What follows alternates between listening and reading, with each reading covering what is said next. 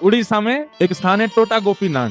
कौन से? तो वहां के जो पुजारी जी थे वो सेवा करते करते उनकी कमर झुक गई, और जैसी कमर झुकी तो अब वो ठाकुर जी को चंदन लगाते तो माथे की जगह नाक पे लग जाता, आंख पे लग जाता, गाल पे लग जाता, होठ पे लग जाता।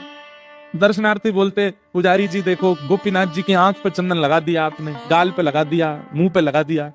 उनको बड़ी पीड़ा होती। मन में सोचने लगे अब एक काम करता हूँ कि मैं एक पुजारी रख लेता हूँ, मुझसे तो सेवा उतनी, कमर झुक गई मेरी। पुजारी जी जैसे ही मंदिर में आए और सेवा के लिए प्रस्तुत हुए, एक दिन की सेवा पुजारी जी ने कर दी।